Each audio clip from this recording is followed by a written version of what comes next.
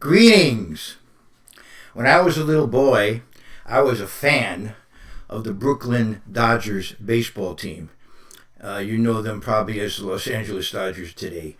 And I was also a fan of the hockey team, the New York Rangers. Well, we had a riddle in those days. Who plays for the New York Rangers and the Brooklyn Dodgers? Quite a riddle. The answer? Gladys Gooding. She was the organist for both teams. So she would have played the organ at Ebbets Field. She would have played the organ at Madison Square Garden. And speaking of Madison Square Garden, it was in that neighborhood where I first started attending Sabbath services and Friday night Bible studies as a Christian. And today I want to talk about a bridge to the New Testament. I want to talk about a bridge to the New Testament. In March of 1968, after the festival of Purim, I left the world of the ultra-Orthodox yeshiva that I was attending, and I was, in a sense, in a transition stage then. And I began attending Friday night Bible studies and Sabbath services in May of that year. So in the meantime, I had a project on the Sabbath. After coming out of the world of the yeshiva, of the Haredim, as they're called today, the ultra-Orthodox community, coming out of that, I started on a project of reading through the Gospels and Acts. And so I had an interesting perspective coming out directly from that background and then reading the Gospels and Acts. Now, in those days, I didn't have the advantage of a really brilliant translation of the New Testament that has been done more recently, and it's called the Orthodox Jewish Brit Chadashah, and it's a brilliant translation, and I really would have loved it back then because it translates the New Testament in the in-speak of the yeshiva world. And I wanted to give you one example of how it works with John 7:37. So if you want to look at whatever translation you normally use. Now on the last day of the Chag, Hoshana Rabbah, Rebbe, Melech HaMoshiach, and some of these Hebrew words are an Ashkenazic accent, because most of the yeshiva world, when they're not speaking Hebrew as a vernacular, when they're actually praying and studying in Hebrew, often many of the yeshiva people use the Ashkenazic accent. So it kind of goes between the two accents. So I'll start again. Now on the last day of the Chag, Hoshana Rabbah, Rebbe, Melech HaMoshiach, cried out, saying, "If anyone thirsts, let him come to me and drink." And there's references here. Vayikra 23:36, Yeshayahu 55:1, 12:3, 49:10. The one with emunah in me, as the Kitvei HaKodesh said, out of the midst of him rivers of Mayim Chayim will flow. Reference being Zechariah 14:8, Mishlei 18:4, Yeshaya 44:3, 5:58:11, 43:19 and following. Yechezkel 47:1 through 12, Yoel 4:18, Shir HaShirim 4:15. So anyway, you can see that would have really been a powerful emotional tool back then. But anyway, today I do want to get into the background of what it would be like for a person, a devout member of the Jewish community, making that transition. In the first century, of course, Christianity began as a sect within the Jewish community, and they were called Nazarenes, followers of the teacher from Nazareth, or Notzrim. And that's still the modern term that in Hebrew for Christians, Notzrim. Anyway, as you know, they were first called Christians in Antioch, in a Gentile city. Well, anyway, I want to take a look today at, as I said, a bridge to the New Testament. And I begin by going to, let's go back to my autobiographical material I was getting into. I said I began attending Friday night Bible studies and Sabbath services in May of 1968.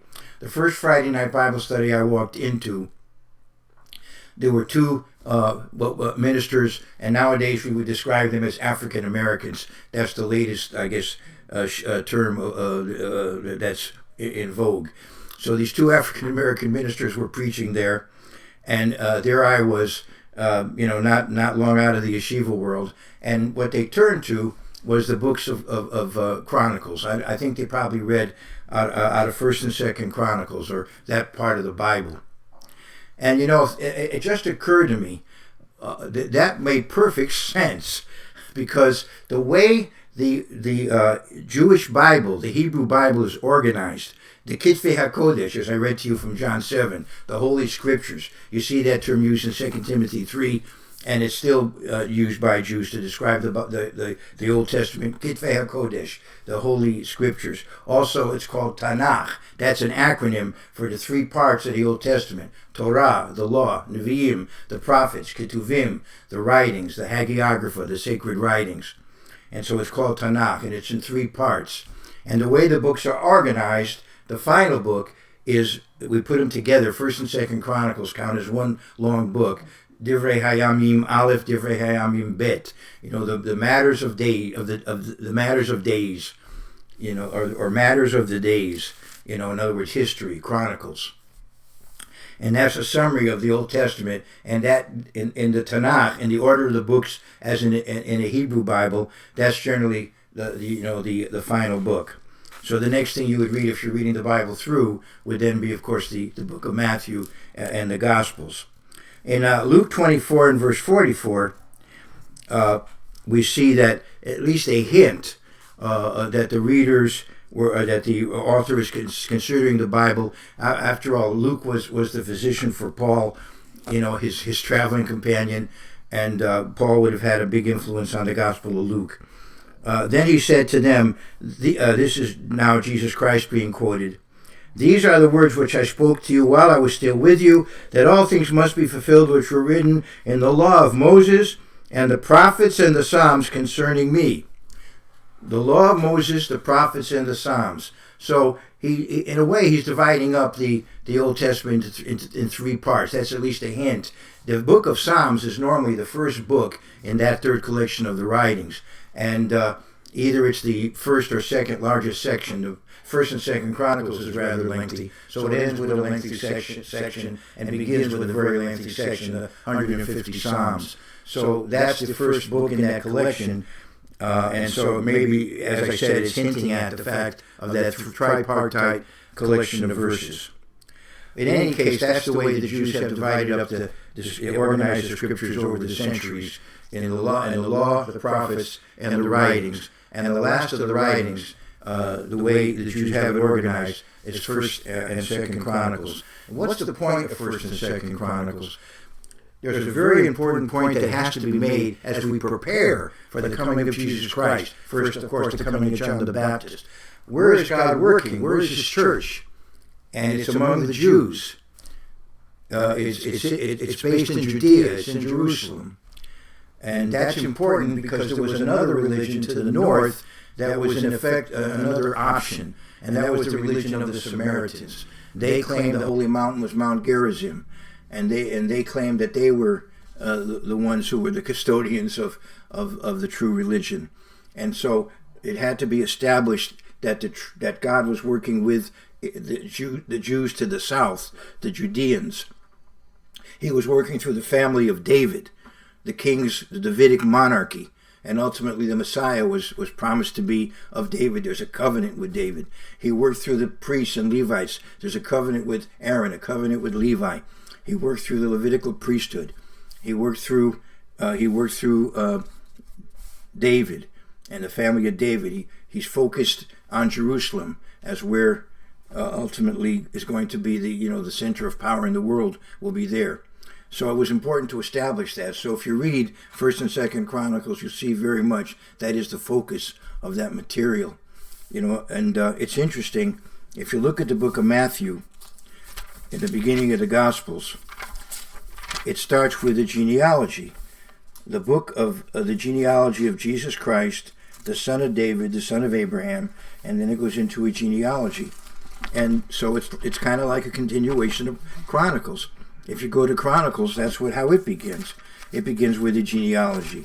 And very soon, if you keep reading, it'll give you the genealogy of Judah, the genealogy of Levi. It goes into David's family. And then basically, First Chronicles is an account of the the reign of David and his accomplishments, and it's positive. There, the negative side is not there. When you get to the end, there is a problem he has there at the end of the book that God deals with. But generally speaking, it's a rather positive account, and even that account ends positively. But that shows how we wind up with where the temple is located. It's very important for the location of the temple as you get to. That's at the end of First Chronicles, right? This way you have an idea where the temple is going to be located, and then of course Second Chronicles you go into Solomon and the dedication of the temple, and then a history emphasizing the history of Judah. Not that it's a glorious history; it's a very tragic one. Dennis Prager, who I greatly respect, he's a well-known personality, and he often says one reason why he knows the Bible is inspired is because it has so many negative things to say about the people that are supposed to be the chosen people. It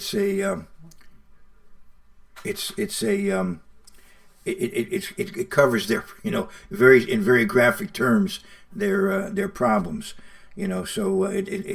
But in this case, regarding David, it's overall a rather positive account of David.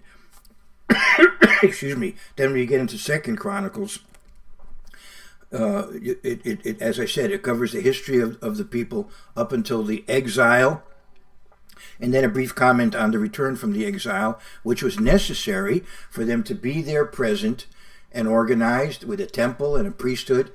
And the family of David is no longer kings, but for a period of time they have prominence. Zerubbabel is not a king, but he's a ruler over the Jews under the Persian Empire. He's a descendant of David.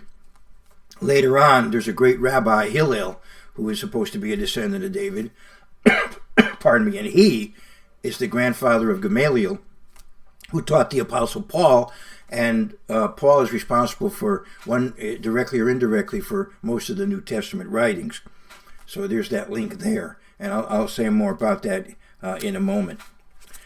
As I said, the focus is to remind everybody, where to look for the next step in God's plan, which be for Jesus Christ to be born in Bethlehem, the city of David, to, grow up in the Jewish community, to be considered a rabbi, to spend a lot of his time at the temple, to be in Jerusalem, to be martyred there, resurrected there, to leave from the Mount of Olives ultimately, where he's going to return, and so on. So really what it boils down to is that the Samaritans do not have the true religion. It is among the Jews, and there's a confrontation between Jesus and the Samaritan woman in John 4. There's a meeting there.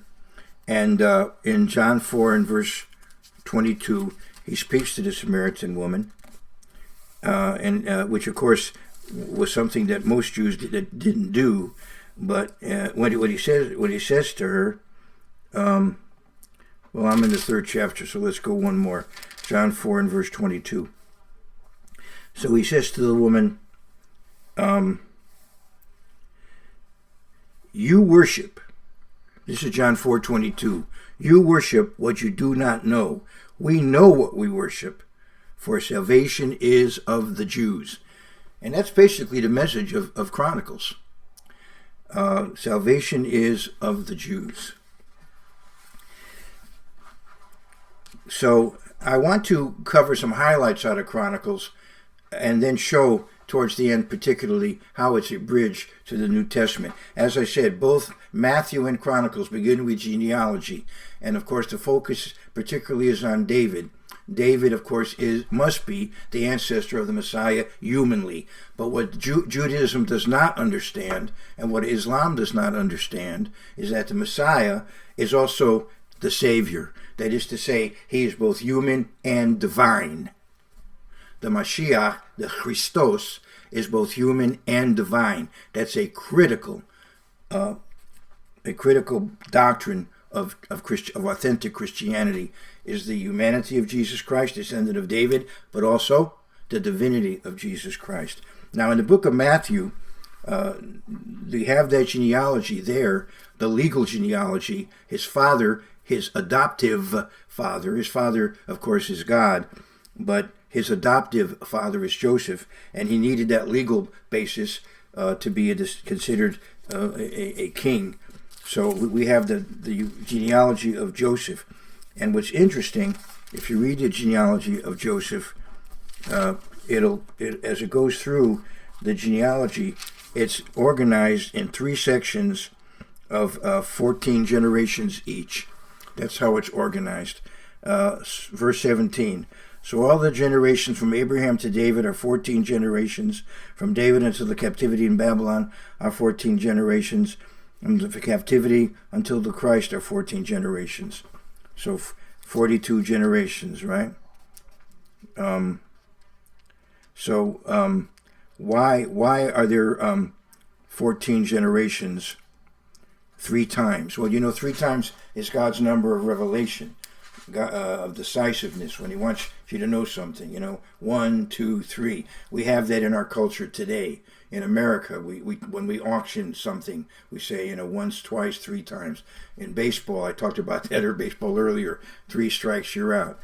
So anyway, 3rd time's a charm. We have that saying in America. So we have decisively 3 times, 14, 14, 14. Why? Well, part of Jewish culture is the fact that the Hebrew letters are also numbers, and words have a numerical value, which is called gematria. When you deal with the Greek, you sometimes use the term isopsephy. The Greek letters also have a numerical value. You're all familiar with the 666 in Revelation 13. So here we have David's name, and the way David's name is spelled in Hebrew, there are 3 consonants, and it's 4. Dalet is 4, Vav is 6, Dalet is 4. So we have 8 and 6, 14. So David's name in numerical value is 14. So you see what's happening here. 14 generations, 14, 14, 14. It's if it's saying, David, David, David. Let's understand that the Messiah must come from David and Jesus Christ on both sides, both the adoptive father and his mother, Mary, if you go through the genealogy in Luke 3. Both ways, Jesus Christ is a descendant of David. So the 14 brings that out. As I said, part of that culture was the concept of noticing the numerical value of words. So I want to go back, though, to Chronicles. And I talked about the focus in Chronicles, but I want to cover some important material in Chronicles. And just to make sure I have enough time, I want to go to a way to connect Chronicles with Matthew. Because that's my point. Chronicles, in effect, leads you into Matthew. So I want to go to 2 Chronicles 24. And here we have the tragic story of a priest who saved a descendant of David who later occupied the throne, took care of him, and eventually, as he got older, he was able to assume full control. I'm talking about Joash or Jehoash. And Jehoiada, the priest, who protected him, and then finally, unfortunately, he of course he lives a long time, but then he dies, and so I'm in 2 Chronicles 24.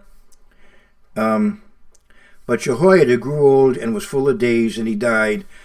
He was 130 years old when he died. That's of course quite rare. And they buried him in the city of David among the kings, because he had done good in Israel, both toward God and his house. Now after the death of Jehoiada, the leaders of Judah came and bowed down to the king, and the king listened to them. Therefore they left the house of the Lord God of their fathers and served wooden images and idols. It's so sad how quickly the apostasy occurs here. And wrath came upon Judah and Jerusalem because of their trespass.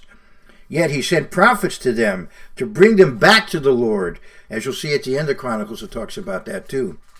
And they testified against them, but they would not listen. Then the Spirit of God came upon Zechariah, the son of Jehoiada, the priest who stood above the people, and said to them, Thus says God, why do you transgress the commandments of the Lord, so that you cannot prosper? Because you have forsaken the Lord, he also has forsaken you. So they conspired against him. You know the old saying, you don't like the message, kill the messenger. So they conspired against him. At the command of the king, they stoned him with stones in the court of the house of the Lord.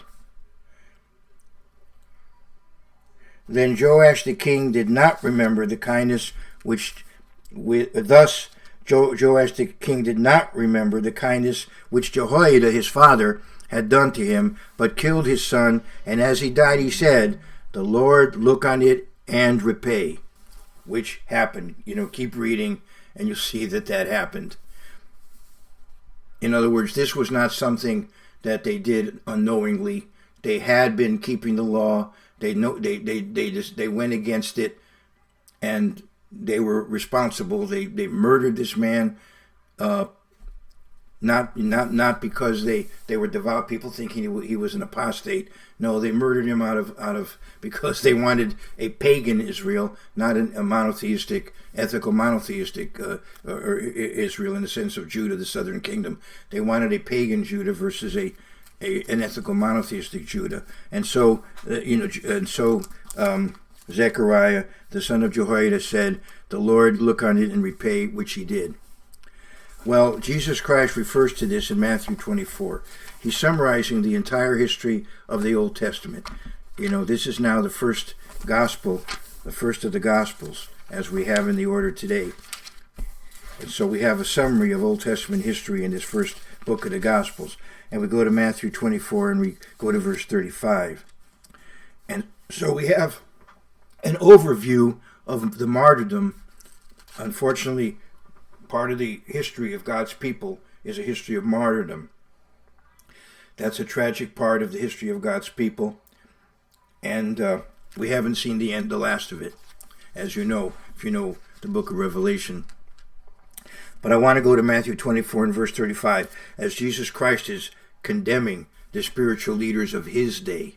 And by the way, they were the ones in authority. So that's, as I said, Chronicles establishes that. And Jesus Christ establishes that in Matthew 23.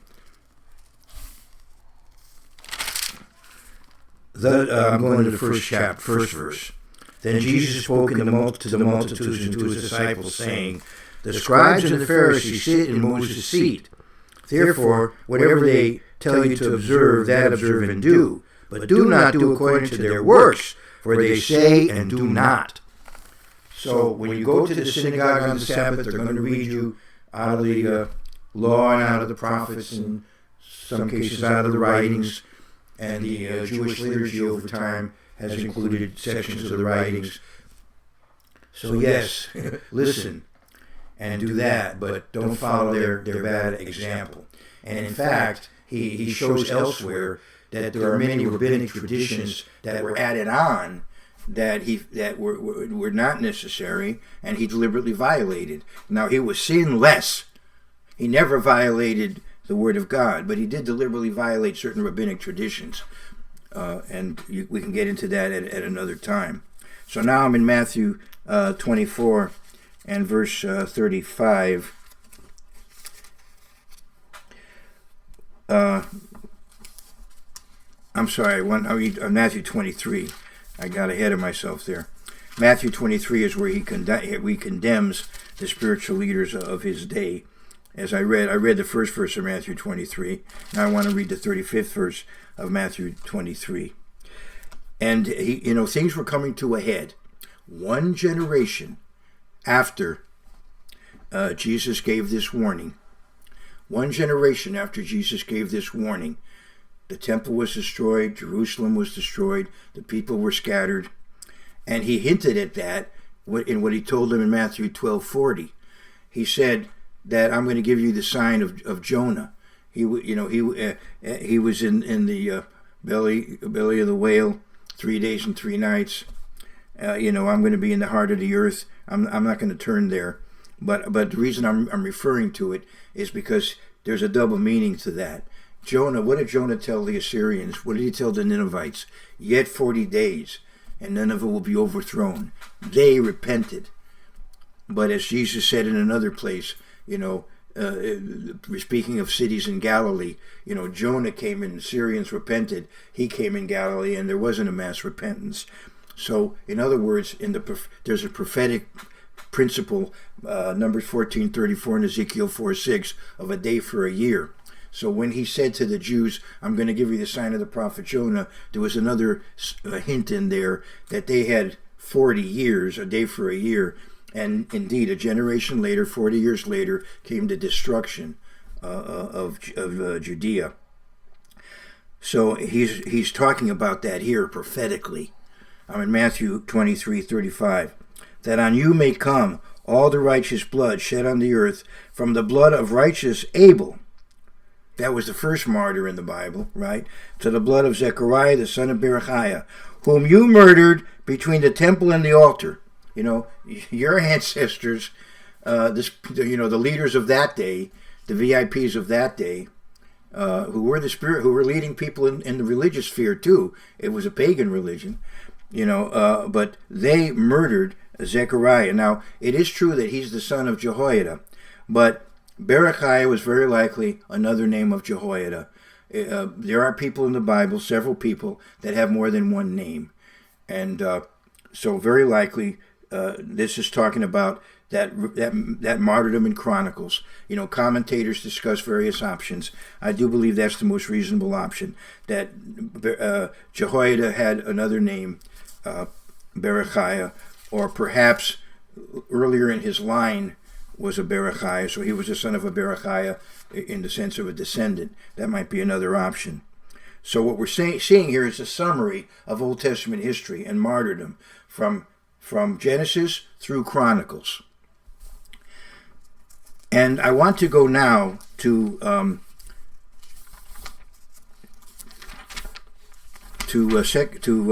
Chronicles, the 4th chapter and the 10th verse, and 1 Chronicles, the 4th chapter and the 10th verse. And I'm just going to briefly comment on this, but this is a matter that you might want to study into further. I just want to bring it to your attention if you haven't thought about it lately. And this is a person in the family of Judah, and evidently his mother had a rough pregnancy, and she had sadness in terms of the fact that it was a painful pregnancy. So she took the word, let's take the English word suffer, and let's say that the baby was named Sifra. Instead of suffer, she manipulated the word a little bit and said Sifra. So the word atzav, that root in Hebrew, has to do with pain. If you're sorry, in modern Hebrew, you say ani atzuv or ani atzuva if you're a female. And so it's a play on words. So in verse 10, we have Yavetz. And as I said, his name seems to be taken from causing pain, but it's not quite literally. The letters are a little bit manipulated, but I think that's was the implication of the name. She had a rough pregnancy. And Jabez called on the God of Israel, saying, "Oh, that you would bless me indeed and enlarge my territory, that your hand would be with me, and that you would keep me from evil, and that it may not cause pain." So he played on the meaning of his name, so that I would not cause pain. So God granted him what he requested. So yes, he wanted benefits for himself, but he wanted to be kept from hurting anybody else. He didn't want to cause, he wanted to be part of the solution, not part of the problem. He didn't want to cause pain. And you have that principle in Romans 13 and verse 10. God's law, in a way, is a way of keeping us non-maleficent. That's an ethical principle. The principle of non-maleficence. Do no harm. Romans 13 and verse 10. Paul says, love does no harm to a neighbor, therefore love is the fulfillment of the law. So that goes along with that prayer. And of course, Jesus Christ put it in a positive way in Matthew 7:12. The principle, that which is hateful to you, do not do to your fellow human being, was the principle expounded by the Rabbi Hillel, who I've referred to earlier, who was the grandson of Gamaliel, the teacher of Paul, and would have very likely met Jesus when Jesus was quite young, coming to Jerusalem for the pilgrimage festivals. Hillel died around AD 10. So he very likely met Jesus when Jesus was young. But anyway, in Matthew 7:12, Jesus puts it positively, the golden rule. Therefore, whatever you want men to do to you, do also to them, for this is the law and the prophets. I want to go to one more reference before I conclude, and that is in 2 Chronicles 20. And here at the time of Jehoshaphat, he tells the Jews this, and God tells us this in 2 Chronicles 20:20. And let's put it this way. We have an expression in English, 20/20 vision. If your vision is normal, it's 20/20 vision. What's 20/20 biblical vision? You find that in 2 Chronicles 20:20. So they arose early in the morning and went out into the wilderness of Tekoa, and as they went out, Jehoshaphat stood and said, "Hear me, O Judah, and you inhabitants of Jerusalem. Believe in the Lord your God, and you shall be established. Believe his prophets, and you shall prosper." So let's pay attention to the word of God, and that way we'll have spiritually 20/20 vision. Now I want to conclude by going to the end of 2 Chronicles, and I want you to keep one hand on 2 Chronicles, which is the end of the Old Testament. If you came out of a background like I did, if you're an Orthodox Jew and you're reading the Tanakh, you're going to come to 2 Chronicles at the end of the Tanakh. And then if you're going to begin the New Testament, you're going to begin with Matthew. So keep one hand on Matthew and one hand on 2 Chronicles. And if you're an extraterrestrial, maybe you can take notes with the third hand. But anyway, let's go to 2 Chronicles. We talk about the fact that God sent them prophets. You can read about that, rising early, warning them, and they rejected them, as you read earlier in the 24th chapter. Now we have the climax of the history of Judah here, and the captivity, the first captivity. But then we have a type of Jesus Christ, Cyrus. He's called a shepherd in the prophecies of Isaiah, and he's a type of Christ. He conquers the Babylonian Empire, as Jesus Christ will conquer that final Babylon in Revelation. And he is a shepherd. Jesus Christ is a shepherd.